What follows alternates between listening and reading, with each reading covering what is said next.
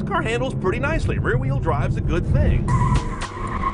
You've probably noticed Hyundai's been stretching their brand all kinds of directions the last few years, and this is the one that goes the direction of Camaro and Mustang.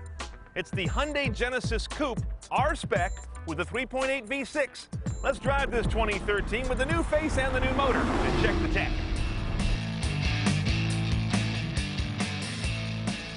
Now, the Genesis Coupe isn't some pocket rocket. It's a pretty good piece of machinery. Classic proportions, short rear deck, big long sloping arc of a roof line down over the backlight, and a relatively long hood. But the front of that hood is where I have an issue.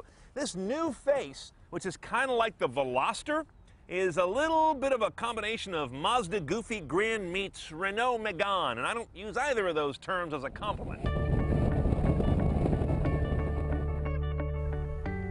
Now, the first thing I'm struck by, and happily so, is that the cabin quality of the Genesis Coupe has gone way up.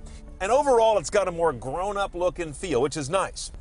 I'm also spotting these as being new. 3 analog gauges, kind of a weird hodgepodge. This one here is a fuel consumption thing. That's very green. Next to it is torque. That's very not green. And then there's the irrelevant oil temperature. That's very irrelevant. But they look good in a performance coupe like this. And remember, this is the Korean Camaro, the Korean Mustang. So bear that in mind. They go much more after those American pony cars than they do after other Asian performance rides. Now, once we get into cabin tech, it's a big story of can't get this, can't get that. You do have Bluetooth streaming, for example. You do have your basic aux, iPod, and USB down here. Not too elegantly done because you have to use one of these proprietary double-headed connectors. You put that in, and there's a nice little bin right here to put your iPod Touch or your iPhone, except it doesn't fit. And because you cannot get navigation or a big color display in this car, not in this trim, we're in the R-Spec. Bear that in mind. You're going to use this pretty minimal display right here. I'm streaming off my phone right now, and as you can see, I'm not getting any meta tags off this guy. That may vary by phone, but at least on this, Razr Max running Android, not getting anything like that. Here's my iPod. I get some good meta information on that, however, even though I don't get that on A2DP Bluetooth. We've got AM, FM radio. There's no HD radio on this guy. XM satellite radio on this vehicle as well. That is standard on an R-Spec. There's an upgraded audio system. Again, not on the R-Spec. You're stuck with their basic rig. 6 speakers around the cabin, 170 watts. You also cannot get Hyundai's Blue Link telematics system that does connected services through your phone. That also comes on color LCD screen cars, not this one. And finally, you only have one choice, and this is a good omission, of this very slick-feeling 6-speed manual.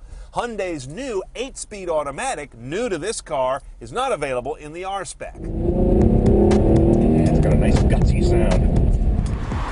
Okay, a Genesis Coupe in the R-Spec can have 2 different motors. A 2-liter Turbo 4, it's been upgraded a lot since last year. We'll talk about that another day. Or this one, the 3.8-liter V6. Also upgraded a lot since the last car, mainly by getting direct injection. 348 horsepower, 295 foot-pounds of torque, gets this guy up to 60 in not much over 5 seconds, about 5.2, while delivering 1827 mpg. This guy stacks up better on paper than either a 6-cylinder Camaro or Mustang. Okay, let's go for a run on our Korean Camaro. It's about the same size. You got a gutsy V6 to rear-wheel drive only. There is no all-wheel drive or front-wheel drive variant on this car.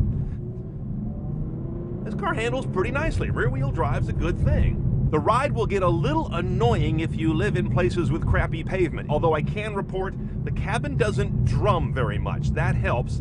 And nothing yet is squeaking or rattling. I guess the takeaway I would give you is that everything feels kind of hard on this car. So everything on this car feels like a handful. They dialed in the personality of it, I think, well, to match what you expect from a car of this pseudo-track trim level.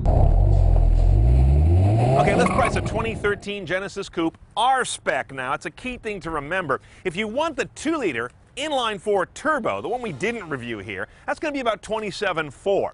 Add $22,50 for this 3.8 direct injection V6. Then in terms of options, there aren't any you need to care about to go CNET style. Remember, you can't get premium audio in this car. You can't get navigation. You can't get Blue Link information and telematics.